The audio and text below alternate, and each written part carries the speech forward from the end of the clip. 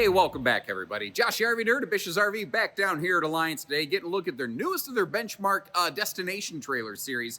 If you've never seen one of these, the best way I can describe it is they basically built a paradigm on pretty much one flat deck that is really designed to just get there and sit there. This is not built with the idea of towing and going, because like if you look at all of the crazy glass coverage on the front of this, the views this can give you off the front side of your RV at a destination are virtually unparalleled. It's just this front living arrangement, it's like backwards from any other fifth wheel you normally run into, because it's not actually a fifth wheel. It is just a very long destination specific travel trailer, but it's wide body. It's like 8.5 foot tall. Their normal 101 inch wide body, but it has like almost all the paradigm equipment, look, feel, and touches, but then some other things made for extended stays at destinations, like factory standard washer and dryer unit in the bedroom, factory standard dishwasher in the kitchen. Now, the rear loft, this RV has 2 lofts, but the rear loft has double beds versus the smaller front loft has 1 bed. But the rear loft is like, it's 36 inches tall, it's 3 foot tall. So even an adult like me could potentially get up there and like sit up in bed, basically, which most loft units do not do. I have whacked my head against the ceiling of way too many RVs testing that theory. But some other crazy stuff. This has 45,000 BTUs of centrally ducted air cooling power and dual 30,000 BTU furnaces, a 60,000 BTU propane-based heat system, plus your living room electric fireplace, plus tank heating pads on these, which not all of your Alliance stuff does. So this does everything basically every other Alliance RV does, all wrapped up into one. It's just not made for towing and going. It's just made for being there. And that's where it's awesome, or maybe where it's not for you. I don't know. As we go, let me know what you think about it, good, bad, ugly, and in between, and I'll try to, point out the highs and the lows. And if you appreciate the candid look at stuff, hit that subscribe button. Let's get started. And it's kind of funny. We're recording this obviously in a factory environment today, and the stark contrast and dichotomy of just like the rough factory environment versus the feel and the finish in here is just, it stands out a lot when you see it in such, it's like black and white contrast, basically. Now, this is wide body, like any of their big fifth wheels, really. But this is 8.5 foot tall from floor to ceiling. They basically made it pretty much as tall as it could, so it could still fit under a highway automotive overpass. I guess that kind of describes it. That's not really how I want to say it. The ceiling fan up here really moves a lot of air. However, the way that the blades flap over those simulated canister lights kind of looks like a light flickering, and I don't want to cause somebody to go into epilepsy or something like that. Or I guess not go into epilepsy. You have go into, you know what I mean. I'm trying to be cool and look out for you guys. That's what I mean. A lot of manufacturers have done this, where this whole pantry wall will open up for tons of storage, but it's created this flat space up here, up above the TV. And I would be kind of curious, how would you decorate this thing? I'm gonna take a risk, and I'm gonna just leave an open creative license to kill to the to our RV Nerd video editor, Mr. Cousin Garrett, and see what he came up with there. I'm very curious to know what that was. Now, the television here, actually, before I move away from it, let me sit down at this theater seat, and you can see my reflection, and you can see that I'm not holding the camera way above my head. Technically, the camera is at my mouth level. So if you're a little shorter than me, this might still be your line of sight, but this is technically below my line of sight. That's not bad. That's frankly not bad at all. Plus, of course, we have the electric space heat and Tootsie Toaster down here below us. Now, you might notice how we do have floor flush slides for both the living room and the kitchen areas, or the seating slide and the kitchen entertainment slide, as it were. I really like the location of the USB plugs on these side stands. The household plugs are down a little low for my liking, but I can deal with that. The USB plugs, that's what you tend to use, in my experience anyway, the most. And I like how they have them up a little bit higher. Also, what do you think of this? Some manufacturers will try to throw open shelving up here, they threw an open shelf up here, which I don't know that I've ever seen done. So you would throw some kind of decorations up here. being real, that's probably going to be some level of dust collector. So you're going to want to factor that into your regular cleaning routines. Well, I got to do that at my house. You know, I don't think that's necessarily a major problem. I just noticed, I love how they ran that crown molding lighting all the way around the front nose cap. That looks so cool. The way that it totally dresses out and frames out the front of this thing. That is awesome. That'll make for a really cool nighttime kind of indirect light too. I'll give you a look at this in a little bit. That is a big sleeper sofa over there. And you may have noticed I left it kind of sticking out a little bit. It actually goes away a little bit better. But how earlier I had the armrest deployed and now it has gone away. This is a floating armrest. Not a folding armrest. What I wanted to say was this TV needs to... Why can I not talk? I really should have tried harder coming out of college. Stay in school, kids. This is what you have to look forward to otherwise. Okay, let's try this again.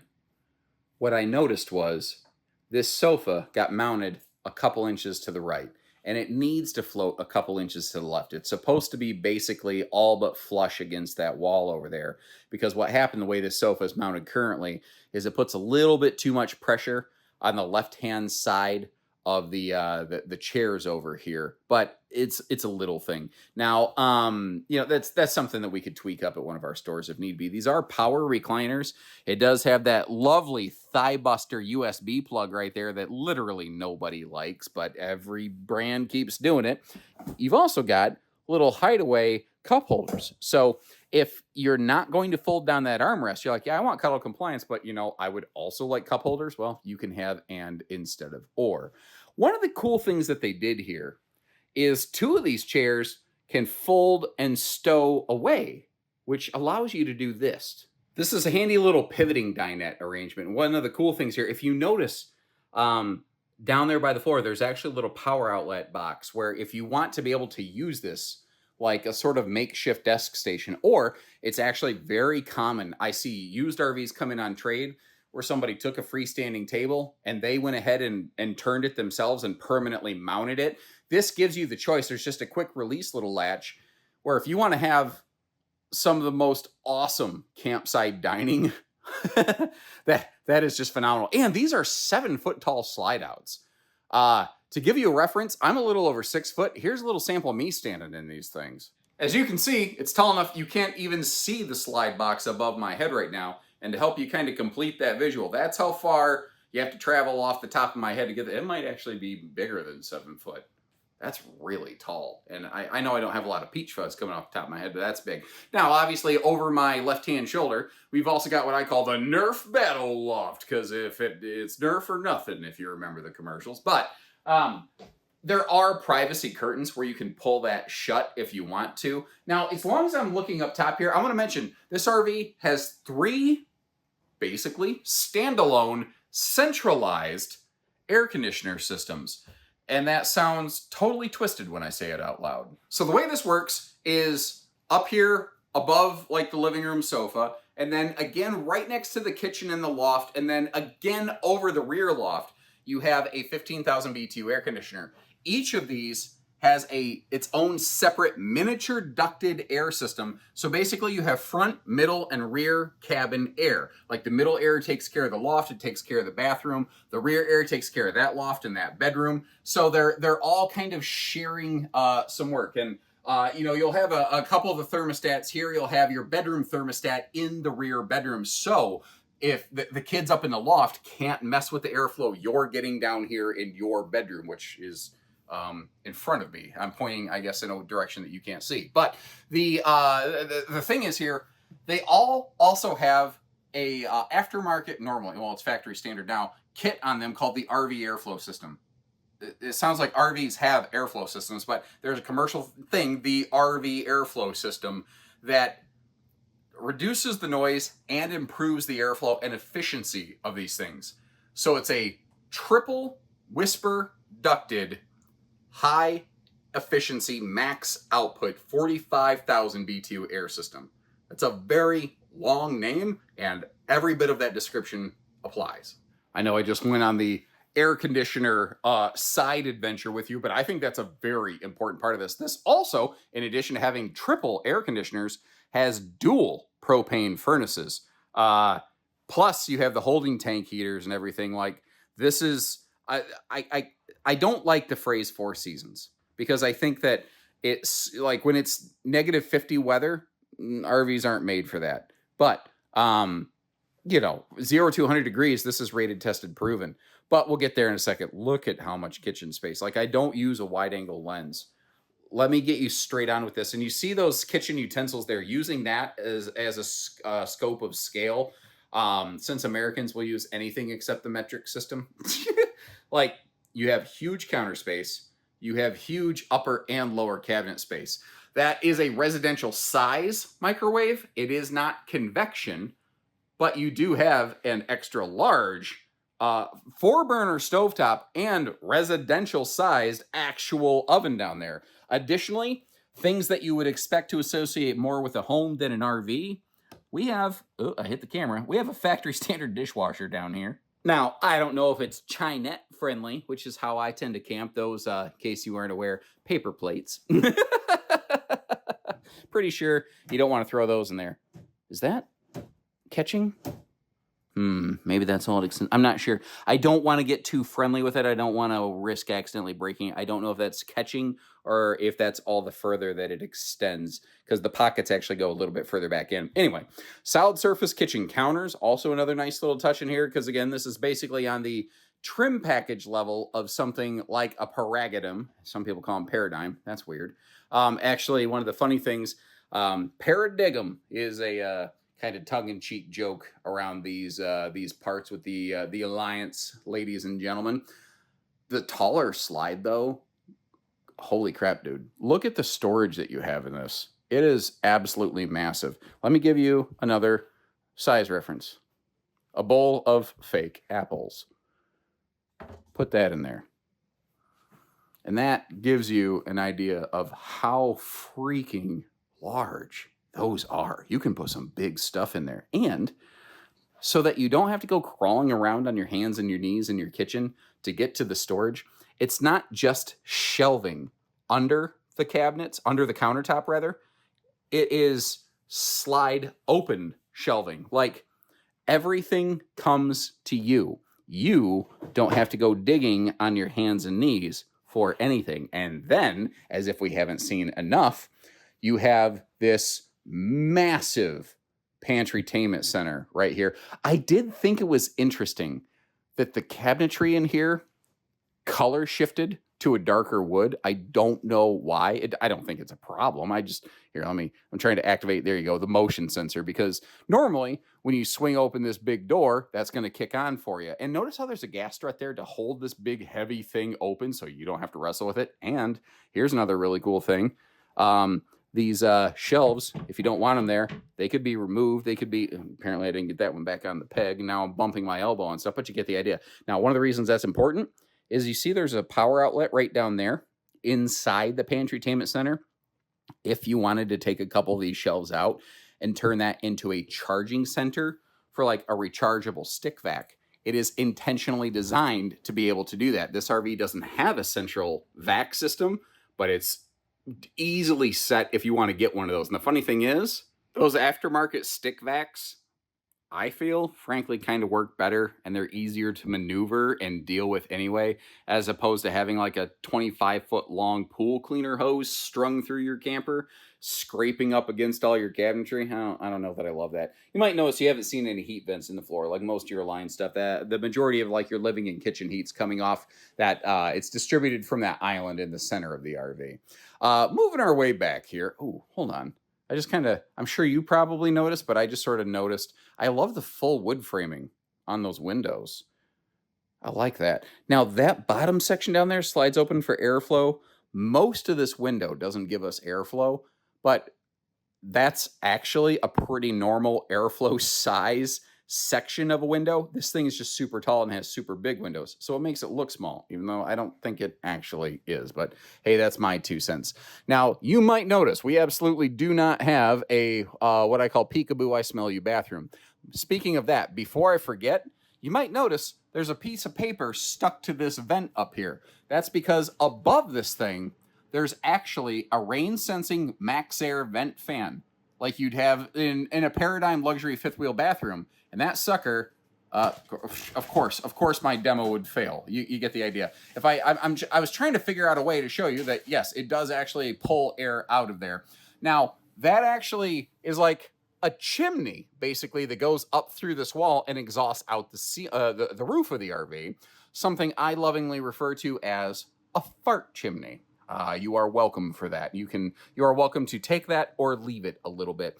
It doesn't have a proper medicine cabinet, but it does have some solid drawer space over here. And I'm going to see if I can get you a look inside here in a minute. That's wide open spot for a wastebasket in there. First, though, let me pivot you around, give you a look at the hip, shoulder, elbow, leg room around this toilet. It's awesome. This is the definition of fairly fluffy friendly right there.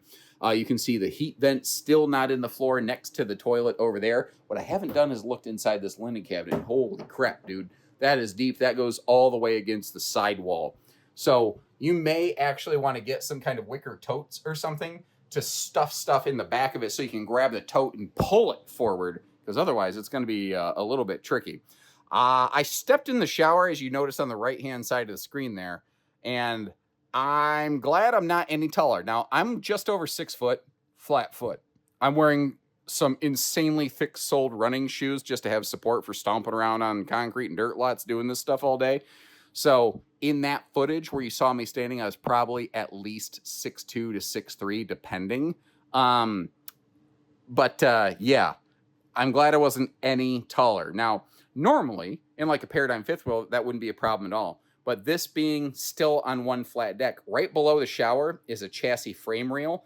They cannot recess the shower floor because that would put the shower pipe plumbing in the chassis frame rails. So this does have to be a step-up shower, although it is a one-piece fiberglass molded shower with that handy fold-down seat that you see over there. Hey, look, he's got the big vent.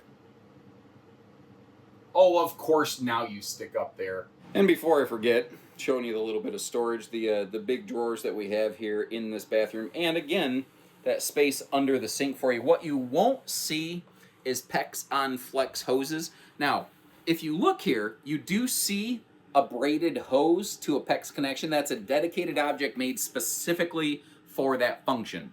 And they actually have inline water cutoff switches. So let's say, hypothetically, the cold water line to that sink, something has a problem. You can shut it off, but you can still keep hot water coming there, and you don't have to cripple your toilet, your shower, or your kitchen sink. It's just kind of a cool thing they do. By the way, this right here is your central air vent into this bathroom. It's a little interesting, but it actually runs down this wall, which it looks really funny, but box-style ducting is very common in RV roofing. You just don't see it done in walls very often, but there's nothing that says you can't. Holy cow, the step right there into the bedroom, is it just me, or could that really benefit from like a, what do I want to say? Like a light? Now, I don't see the door mounted on. Where's the door? I'm looking at the hardware. I'm guessing that's supposed to be like a pivoting bedroom door that's just not installed yet. Huh, okay. I'll have to ask the factory about that one, because obviously I can promise you one thing. When you take this thing home, it will have a bedroom door. There's just absolutely no question about that. Moving up here into the double loft. Wow, they actually ran that dimmer lighting switch for this front loft here right in the sidewall, which usually is laminated wall RVs you don't see a lot of. I will say, these beds are far nicer that they're putting in this loft. The trick is, this loft back here, I didn't measure this one. I'm going to guess this is 24 to 28 inches tall before the mattress. So if someone's going to be sleeping on this, they better be a small person, because if they sit up in bed real quick, they are gonna, mama said, knock you out themselves. But flipping around the other direction, this is where it gets a little bit more interesting. They did some work and to expand the height of this rear loft. This is taller than most rear lofts and most destination trailers. It's 36 inches from padded carpet bunk area to the bed. So that's another thing. This actually is a padded carpet space, so even crawling around up here doesn't necessarily ruin your knees and everything. And they gave you 2 more of those larger beds in this space, with, you know, each having their own headboard storage. Now, to give you some real world chunky dad bod size references here, here's a look at me in a couple different compromising positions, bebopping around this upper deck loft area. For the most part, like if I was going to sit up here and fiddle around on my phone or play on a tablet or watch a book, or as you'll see in a second, there is a dedicated TV and some storage straight across from these mattresses. I could make this work. I wouldn't feel like I was shoved up into like an attic. Like I could hang out up here. It's more of a studio loft style apartment kind of sleeping arrangement, but I could make this work. It's not terrible. Pardon my dirty socks, by the way. I have this rule where I don't like to put my shoes on someone else's property. It always grinds my gears when I see other people making videos, smashing their dirty, stupid shoes all over someone else's RV and furniture and everything. It's just, to me, it's just super disrespectful. Anyway, I'll get off my soapbox that you don't care. That's not why you're watching this video. Moving our way downstairs here, because this actually does have a step down rear drop frame. This is a very private, very calm rear bedroom space that I really like. Now, here's another really interesting thing. You think about it and you think, yeah, so I got this cool king bed. Now that's a power headboard kind of incliner sort of situation, which creates a big wide open yoga mat sized area in here. Obviously I don't do yoga. Like I have no idea. I'm just throwing that out there. But you get the idea. It's a big wide open space, big window. If you want it, you could pull the blackout nightshades. You can privatize all this out. Obviously, you've got good lighting. You've got your central air. It is dimmer lighting in here, but you're thinking, yeah, but right above me is the kids area. How quiet is this going to be? I think a little bit quieter than most, but I'm thinking that. I'm not knowing that, so please keep that in mind. The reason I say that is above us here, it's a laminated loft deck. Maybe some other builder has done it. I'm not consciously aware of anyone else that has done it. Now, if kids are walking around up here, you're going to hear it. If they're crawling around, you're going to hear it a little bit. But it drowns out more noise. So general conversations, you watching TV in the bedroom or something like that, it will, whatever sound is happening up there or down there is not going to translate between the two rooms nearly as well. Are you still going to be able to hear one another? Yes. So if you are planning on filling the loft manually, keep in mind you still have an audience. Something else I noticed that I thought was kind of cool. When you have these power bed incliners, traditionally, to lift the foot area of the bed to get to the storage, you need to put the power incline down. Some people don't want to have to do that just to get a pair of pants. So instead of that, they put drawers on this, so the storage comes to you. I thought that was just a very small, very smart move. Did you notice, by the way, that we still have solid surface counters all the way through the RV, not just in the kitchen? They were very, very good and consistent on that. And you have some serious dresser space going on in this bedroom right here. I did notice one thing that's a little bit funny. Next to the smart TV up here, which is factory standard, by the way, this cabinet door has a bit of a conflict. Oh, hey, look at this. This is Joe Mel. He's the VP of marketing with Alliance. Looks like we're watching some content get made, people. How about that? We're content watching content. It's so meta, isn't it? Anyway, oh wow, the triple windows around the headboard of the bed. I mean, it's not like it was hidden, but I'm just not used to seeing that in a destination trailer. But that's kind of the thing with a benchmark. This is not trying to be like everything else. It's probably, I think it's the most expensive destination trailer on the market. I think it could also be argued that it has more standard factory equipment features and materials of a higher grade than nearly anything else out there. Like a factory standard stackable washer dryer, which my understanding is if you're going to do it, then you basically want to go stackable.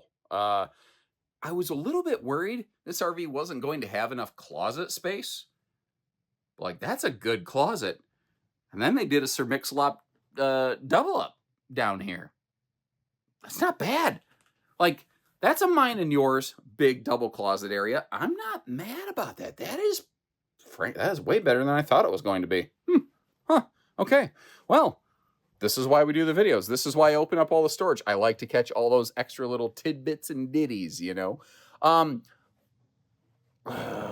Road, you don't really do road mode with a destination trailer, but if this thing is packed away for the season, you might want to see what you could get in here and get into. And the short answer is nothing that really matters.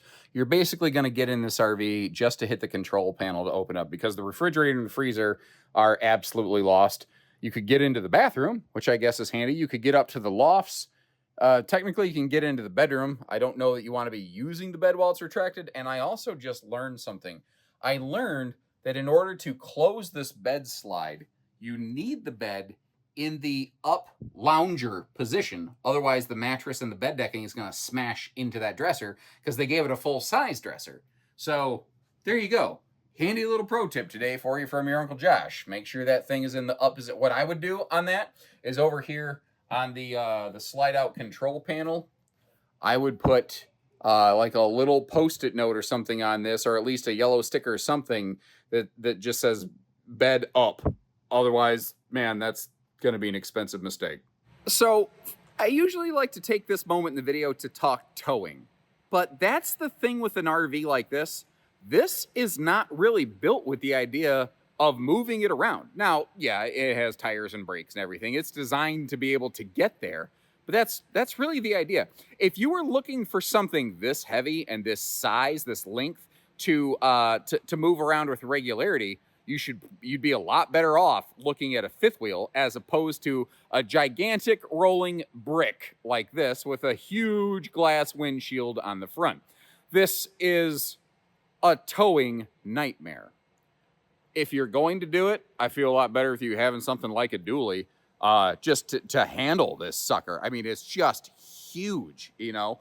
The other thing, though, is a lot of people that get these, they get them with no intention of ever towing them anywhere or even towing them themselves. Because one of the things you can do is have an RV delivery driver park this at your destination or seasonal site like one time, and then you're done. That's one of the major differences between most destination trailers and most big fifth wheels. This does not have fancy special running gear. It does not have fancy special auto leveling or anything like that, because that would be a ton of money that you would not get to use for this RV's intended purpose. Oh my gosh, I'm just looking at this. I think it's almost more window glass than fiberglass on the front and the side of this thing. Holy crap, dude. Like, the window coverage on this is great. Now, if you're camping in extreme hot sun country, that also might be problematic, because windows have essentially jack and squat for insulation R values. But the idea behind this is to maximize viewing and visibility. It's not necessarily, although they are still 0 to 100 degree tested, that's part of the reason they put the bigger like the double furnace and the triple larger air conditioner system on this. Like Paradigm fifth wheels usually have triple 13,500 BTU airs. This has triple 15s. That's why this has a 45,000 BTU central air system, and they added the RV airflow kit to enhance and further maximize that efficiency. I do like to be fair when I see things I like or don't. I don't know that I like how that front angle skirt metal just terminates into nothing right there. That's one of the only things on the outside of this RV I don't necessarily really care for. Otherwise, I'm pretty much fine with it. The underbelly of this, it is enclosed, it's insulated, it's forced air heated, and you have tank heat pads for all of your holding tanks, which again, not every Alliance product offers. You might notice the slide out awnings. That is another standard issue item, but it's pretty much no real options on these. They just are how they are. Now, one of the things that struck me as more interesting, but I understand it, I think it's like, oh, why did they do that? If you've never seen a destination trailer, this sliding glass patio door does not come with any sort of factory steps. Here's the reason. You're looking at it. Those tires, this big triaxle thing holding the weight of this giant monstrosity, the USS Battleship Benchmark, when you have a sliding patio door like this, you cannot use like the traditional fold-down stable steps like you find on a lot of more common towable RVs. You have to go with the steps like the back door that are mounted in the skirt. But when you have wheels in the way, you can't really do that. And this is the type of RV that is really built with the expectation that a lot of people are going to build a deck or custom steps up to the entry door. So they just didn't bother with the steps. They just didn't, you know. Maybe that's a miss. Maybe that's a hit. I don't know. I understand why they did it. I'm not saying it's good or bad. I'll let you decide that. By the way, gas grill hookup right down there. That's kind of an easy thing to miss. It's a nice feature too. As we back up here though, I do want to point out, it is interesting. You don't usually see front slides, front super slides like this. So you don't usually see a gigantic rear awning like that. But notice they put the biggest awning on it they could. And because it's behind the slide out, that's going to put that awning back on your campsite space. But notice how they also intentionally mounted that awning way up high. Again, the idea behind a product like this is that they expect a lot of people to build a deck or something next to it. So they didn't want the awning arms down so low that you would knock your head off every time you went there. I also love the fact that it includes a ladder. I don't know why most destination trailers do not include ladders to get up to the roofing, because you're required to do the same roof upkeep on this you would on a fifth wheel. Why don't they let you get up there? This right here, though, I think is just a simple stroke of genius. Just a water spigot. It is nothing fancy, but giving you a place to like hook up a hose on the outside of an RV that, while still not intended to necessarily be a residential home, although I know how some people will probably use them in that capacity, just it's a step closer, and having that extra little feature right there, that is so useful and so handy. In case you're curious, what are these things sticking out of the slide skirting right here? This is a 6-way adjustable rack and pinion slide. Those are some of the adjustment things, basically, that you can do on it to make sure it rides up, down, in between the way it's supposed to. You do have, oh, I'm going to sneeze. Banana, banana, banana, banana, banana, banana. If I sound funny, it's because I just pinched my nose, and I don't know why this works. I don't know why this works. But you just witnessed it. I didn't sneeze. If you pinch your nose and say banana as fast as possible, you don't sneeze. I've never once had it fail me. I do not know why. It should not work. It does. If I'm not mistaken, I do believe that's a single sewer outlet. Sorry, the camera work paused right there because I was just kind of eyeballing everything. I think they actually cross-plumbed everything to a single sewer outlet. Now, up front here, no, they didn't. I was wrong. I spoke way too early. Sorry. So you got your bathroom outlets in the back. You've got your kitchen outlets up here. That almost looks like a black tank, though. What is going? Oh, I know what's going on. Okay. Sorry. Sometimes I run on autopilot and I forget that this is a very different RV that has some very different executions from common things. So yeah, like you've got your kitchen like hookups, and like your kitchen, bathroom, black and gray are up here. What I originally thought was the only sewer outlet, the one right over my shoulder right here, that's a dedicated gray tank outlet for like the washer dryer gray tank. That's one of the things about this. Most destination trailers don't have gigantic holding tanks, and most destination trailers with washer dryer hookups don't tend to have a dedicated gray tank for it, because most of the time it's not a factory standard object. This has the bigger tanks, it has the standard appliances, it has everything, so it does have an actual onboard gray tank for the washer and dryer instead of just being straight piped out. Now, it does have 2 sewer hookups, so you're going to want a Y splitter for that. But it's kind of one of those things, because this is really designed for use at a destination, you're going to kind of hook it up and use it, hook it up once.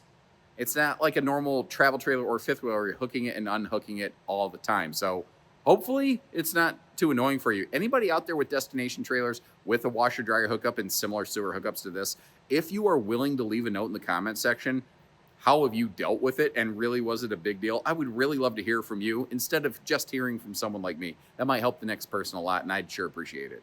Now back to where we were up here. You might notice there's an additional set of stabilizer jacks, amidships, basically, me hearties.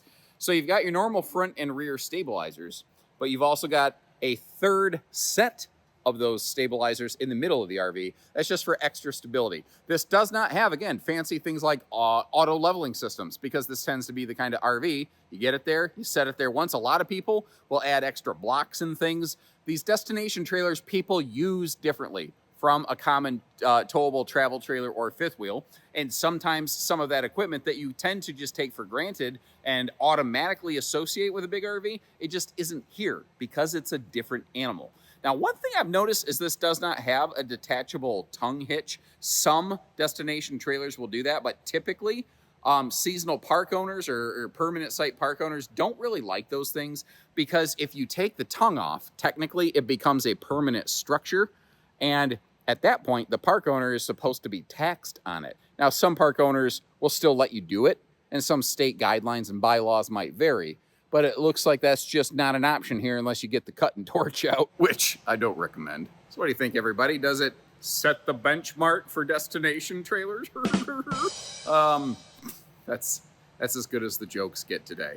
Obviously not very good. So I'll leave you some links in the video description to double check pricing and availability. If you like what you see, but maybe you want to look at a little bit different arrangement, check the links in the video description. I've got, I'll drop you some links to the predecessor, the benchmark model that came before this, which is a very different layout, and maybe a couple Paradigm fifth wheels, just to kind of give you a bit of an A-B comparison. And if you appreciate what we're doing for you today, hit that subscribe button. And remember, when you're ready, we're ready. So take care, stay safe, have fun, and happy camping, everyone.